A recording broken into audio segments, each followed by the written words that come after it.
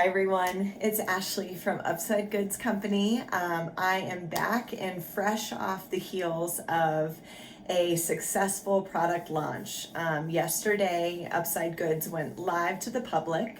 I did a release at noon, and I wanted to follow up with some things just to tie to another video that I made to give you guys some actual results and tangibles and things that I felt like worked really, really well, and some proven success that happened from the first video that I shared. So first and foremost, I'm super excited because I actually sold out within about 7 hours yesterday, which was absolutely crazy.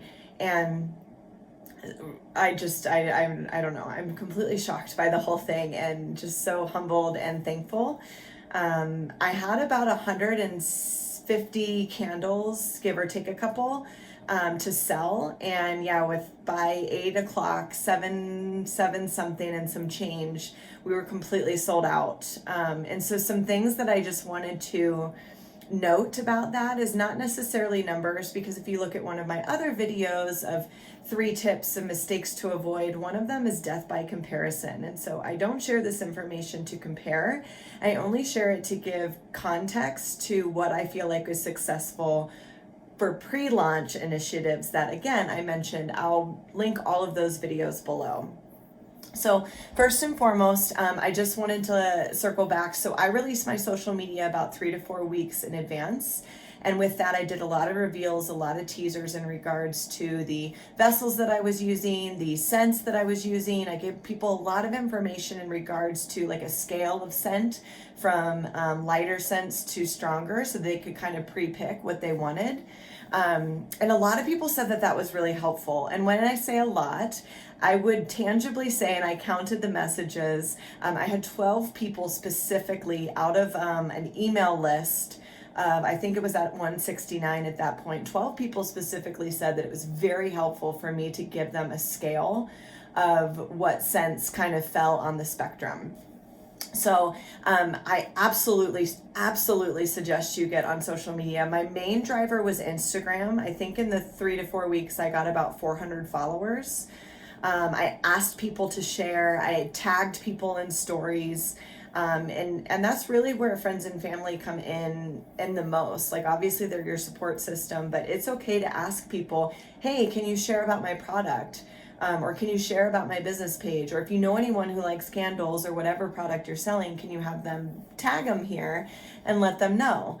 I think that was step number 1 in the success of yesterday's launch. 100%. Just getting that information out there ahead of time, building up a bit of anticipation was huge.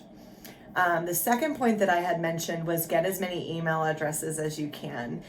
So every post that I was making on said social media platforms was driving them as a call to action to go to my website and sign up.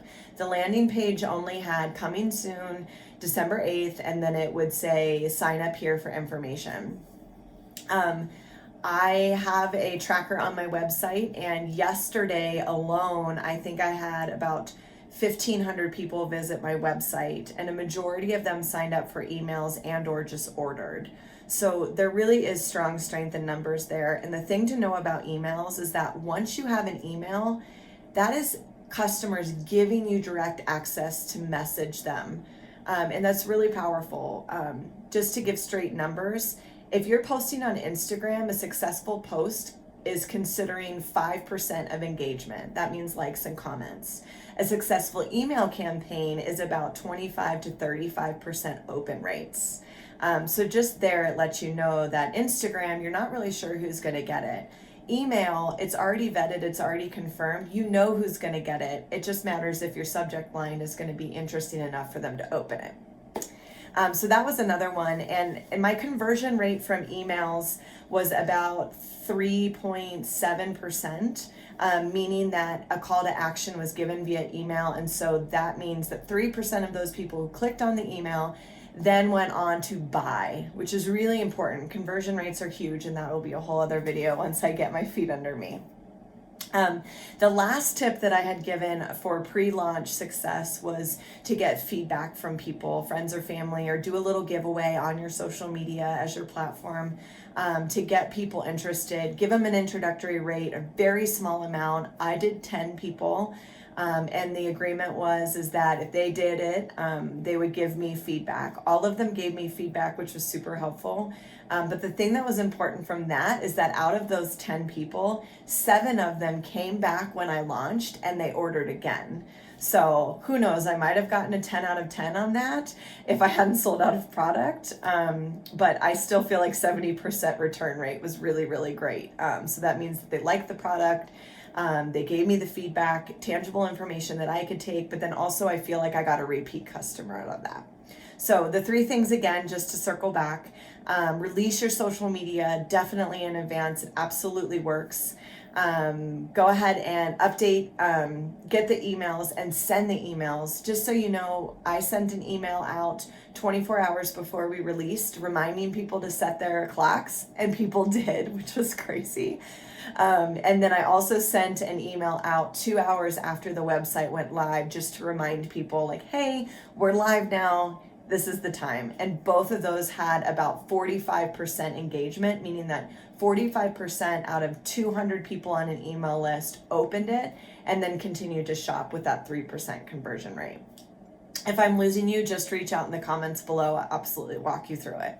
And then the last thing is just definitely do a little pre-launch or soft launch. Do it for a small subset of people, just to again create that engagement and that kind of anticipation for all of it. And you'll have a successful launch, whether it's candles or anything else. Thanks, guys.